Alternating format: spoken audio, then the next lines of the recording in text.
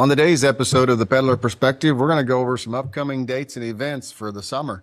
So we've got Brenda and Courtney. What do we got going on? I know there's a lot packed in this one. Yeah, so June 24th, we have an auction at Waterloo, Illinois. So that's 39 acres, and that 39 acres at Vanderbrook is 2 tracks. It's got, it's zoned MA2. One track is actually 20.5 acres, and the other one is 19.5 acres. A frontage on Vanderbrook Drive. Which actually that Vanderbrook subdivision is pretty nice, and you got a walking trail that takes you back to the park with the lakes. The Lakeview Park, right Lakeview there Park, in, yeah. like I say, in Waterloo. Yeah, it's actually a nice running loop right there. You can do 5 miles and go through the park. It's pretty fantastic, but just gonna throw that out there. But actually, you don't have to use it for development. You could use it for development. It's nice little right on the edge of town with nearby water and sewer. So, actually, and it's going to be offered choice. Brad, what's that mean for us? So looking at the auction here, it's going to be live and online. So there'll be an online component, but bidder's choice. Bidder's choice is basically going to be high bidder gets to choose if they want track 1 or track 2, or if they want them both. If they high bidder takes both tracks, the auction is over. So Are you pricing total dollars or price per acre? How's that auction getting called? this one's going to be called price per acre. Yeah. So basically it's going to be dollars per acre. So whether you're going to be at 10,000, 11,000, 12,000, 12,500, 12,500, 13,000, 13,500, 14,000, however it ends up, high bidder is going to be whatever your choice is. And then take that times per acre price. Take that times the per acre price. And survey, it will only be surveyed if it's divided. If it's divided, if it's sold to 2 separate buyers. Yeah. Yep. And that one was at Acorns. Yes, it is live or online at Acorns. So if you aren't able to attend, you can be there online, but we'd like to hook you up with one of our bid assistants, make sure that we know that you're not going to be there. And that way you'd be available by phone, just in case something comes up. I think that's really an important part of this. So whenever you're not there online. And if you are online, there'll be a simulcast. So you'll be able to see and hear what's going on at the auction. So that's one of those things that we'll have somebody on at the auction that'll be catching the online bids, just like the floor people catching the bids in the crowd. Yeah. Awesome. That one is June 24th at Acorns Golf Links. Actually, it's coming up pretty quick, actually. So, Starting June. yeah, yeah. Yeah. Being today is the 1st or 2nd. June Yeah. 2nd. So, yeah. All right. We have another one coming up end of July. That's That's So- 2 auctions in one night. Yeah, that's it. Yeah, 2 auctions, one night. So we're going to have approximately 270 acres. It's going to be down in the bottoms, down by Valmeyer and Merrimack. And then we've got another 89 acres that's up there just between Waterloo and Columbia, right off of Route 3. Road frontage on Route 3. It's going to surround the YMCA and then the church. Yeah, right. The carrying way kind of just dead ends onto the property, which is that road that goes in front of the YMCA. So it actually is set for a frontage road right off of that 4-lane highway. So yeah, it's interesting what could be done with that property. That's an interesting property. Whenever you talk about the 89 acres, that one has the that's got Columbia Sewer is extended all the way out to the YMCA. That was an interesting find out that this is going to have municipal sewers hooked to them. And I'm having some conversation with Illinois American Water. They provide the water along Route 3 also. So, and it also, there is water also on the frontage road that's already there too. So the 89 acres and the 270 acres, those are all have tracks, the 89 acres being 3 tracks. Track A, B, and C A, B, and C. And then the 270 is is going to be tracks 1 through 4. Yeah. So, and they're going to be anywhere from 11 acres to what's the largest track? There's a I know there's a 70 There's acre a track. 70-acre track. I remember that And then one, we but I got want one- to say track 2 might be bigger. I think track 2 is I bigger. think track 2 is the biggest one. Yep. So, yeah. that's going to be that. That's going to be there's 3 tracks there at Valmeyer. Just off 108 is tracked as the biggest track there. Yep. So we've got right off of 156 there at just past Old Valmeyer heading towards the river, and And then the 70-acre tract area is at Merrimack. And this we haven't done one of these in a while. We always change how we do different auctions and so forth, but we're not doing combinations as of right now on this. This is going to be sold. If you want it, you bid it.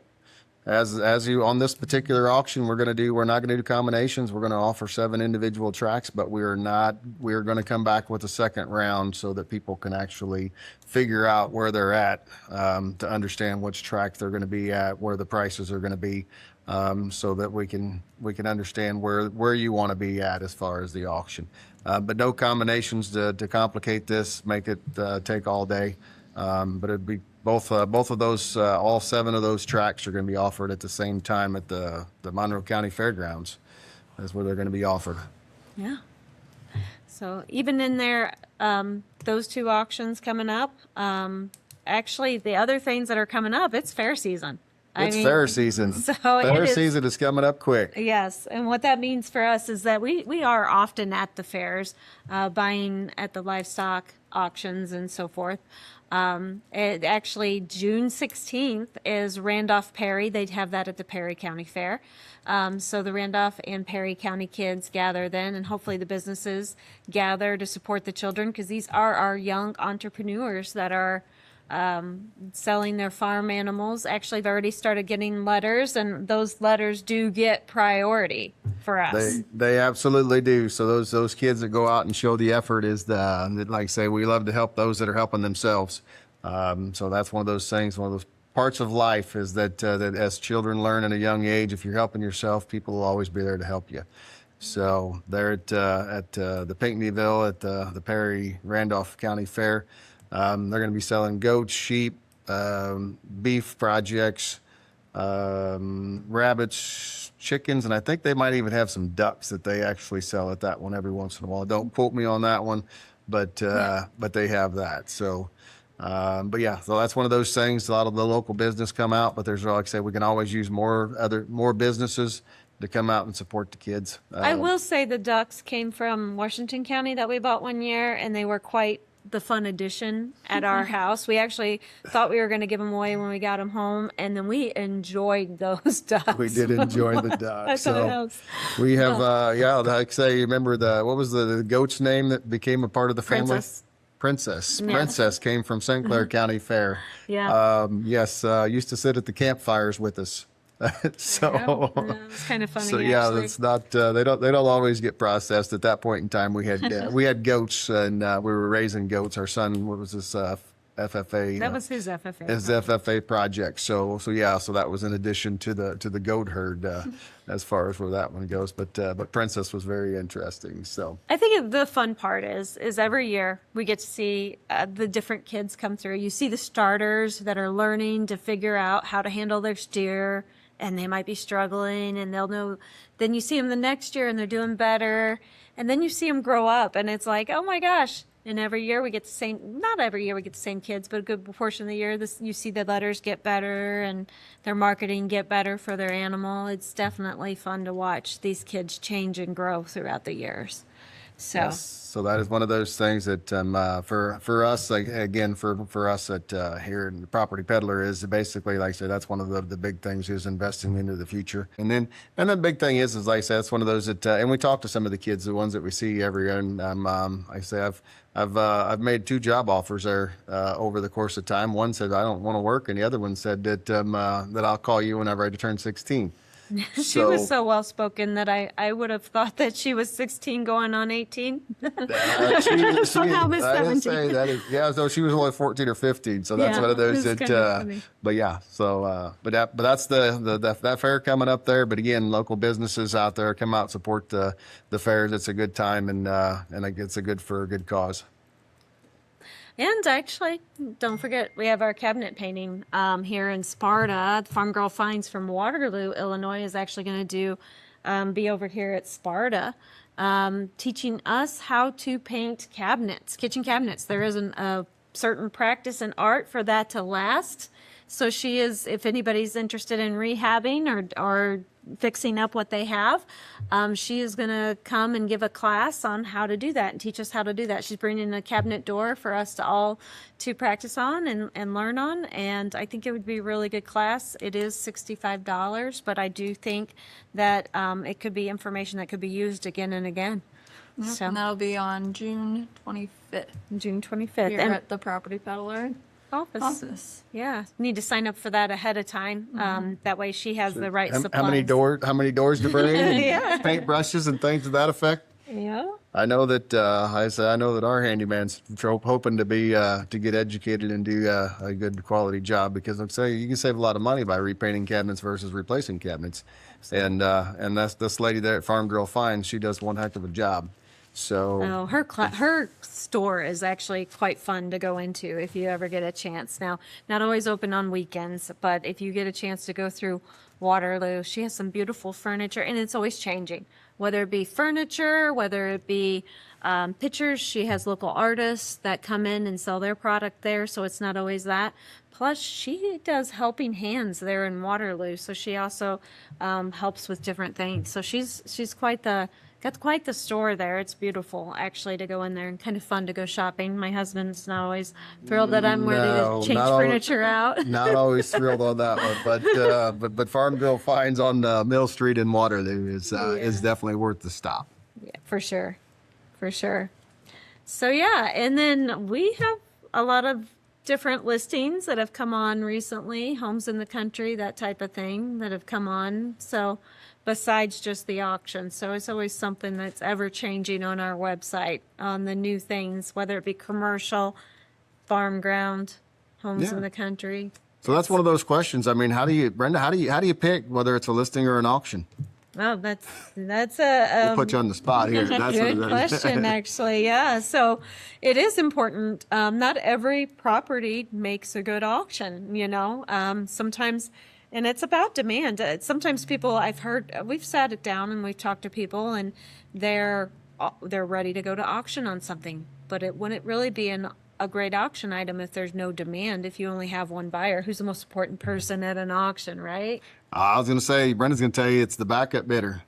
I say the winning bidder is going to buy it anyway. It's the backup bidder that drives them to the highest price. So you need more than one for a good auction. So yeah, Or a successful auction. successful auction. Whenever you look at auction is the thing for the items that are in demand. That is the best time and place for an auction. Is that whenever we get to set a reserve and we don't get to set the cap. So looking at it, so in demand, and as we deal with real estate, it's one of those things. It's location, location, location. I believe that's been that way for, I don't know, I say a lot of years, and that's where everybody has that conversation. Contributes to demand. Contributes to demand. But looking at it, like I say, so it's a big decision whenever you look at each one on how do you market it. Do you market it as an auction? Do you market it as a listing? Just because we say it's a listing, that doesn't mean it's not in demand there also. But it's also one of those things that looking at the buyers. Whenever we sell basically a house in town or a house even in the country with land, some of the buyers aren't necessarily as comfortable at an auction situation. We'll have people that we have listings that get into a multiple offer situation, and they'll back out of it just because they don't want to be in the pressure of that. But whenever we sell farmland, for an example, at auction, okay, that's a standard practice. People are used to it. They're not as worried about the pressure. But if it's a lot of times home buyers, they'll actually back down from that. So looking at it, saying, okay, each one of them is a different situation. Yeah. It is all different, and it also comes and goes. The seasons come and go. When, like some seasons, your auction seasons are going to be a little bit more successful because the demand is there a little bit more. And then things will come around and lighten up a little bit. The buyer pressure lightens up. So therefore, the auctions are not going to be what they were the year before prior. They're not going to be, it might not be the best time to take it to auction as far as that goes. So it definitely, that season does matter, and not necessarily meaning the season or the timely season, whether it is a high or low where the pressures are. So as the markets are going up or markets are coming down. So looking at it though, but that's a big thing there whenever we look at listings or look at auctions. That's one of those, each property, every piece of land is individual. There are no two pieces the same. So looking at it and how to best market a piece of property really comes down to experience and understanding of the pieces of land. And whether they're houses or not houses, with where those are, whether they're recreational, whether they're commercial, whether they're residential.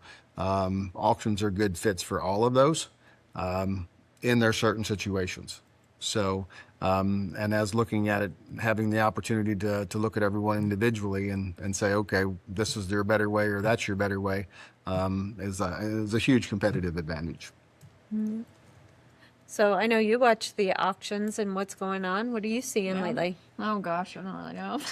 Put me on the spot. Yeah? I mean, I feel like there hasn't been too much here lately because I feel like most of them, happen in the fall. That's probably your main peak auction season is Well, I do agree with fall. that. Yeah, on the land, when it comes to land, Yeah. I do think there's a lot, but there's a lot of times though people have to get it done for different reasons. Yep. So Yeah. I do. And I mean, you still do have them throughout the year too, but Yeah. I would say your main busy season yeah. is typically fall. While the crops are out, Yeah. I would say crops are out, leases can change. Yep. So that's really the bigger factor for the fall as that comes into that. Mm-hmm.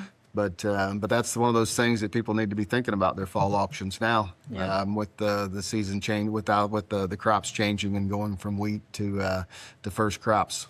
So there's some things that need to be thought about. So it's Prior to advertising. prior to advertising, and it's one of those things that people are thinking about auction and farm ground right now. They really need to be having some conversation with their financial advisors, their attorneys, and also the auctioneers sooner than later to understand, to be able to get the most money for your ground.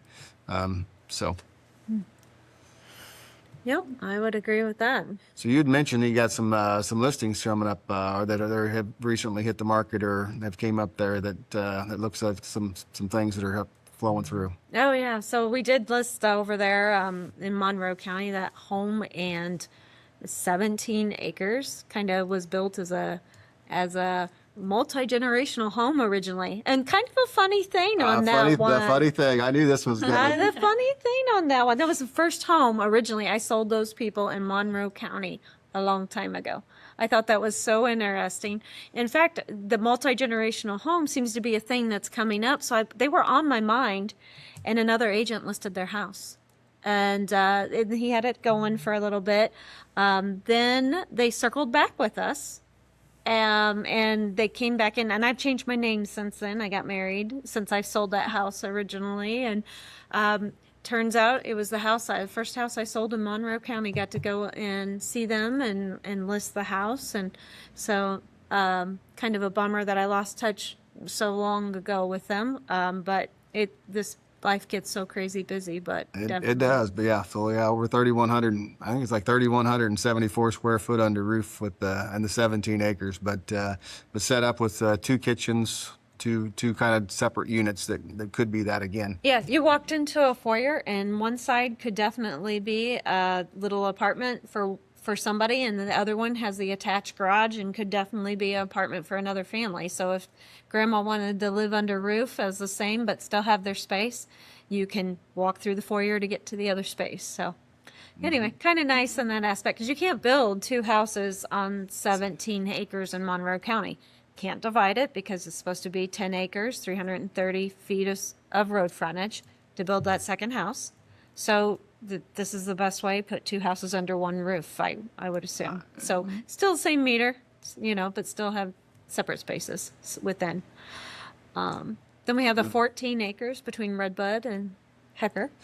Yep. Right on 159 with the pond, some farm ground, some woods, combination of everything there. Yeah. So it's that one seems like a good place to raise some kids. I would agree. Let him get into trouble. I was going to say that's one of those. No, not let him get into trouble. promote them getting into trouble. That is the way this works. That's part of a parent's job. You have to push your limits to find your limits. If you're not pushing your limits, you'll never find your limits. So I was going to say, and nobody will blame anybody. My wife will say it's second child syndrome. I don't understand. So, yeah, he does have that, by the way. if you say, watch this, that is one of those things, get your camera out. So, Well, my grandson does that, and he's the first child, so he's just taken after Papa.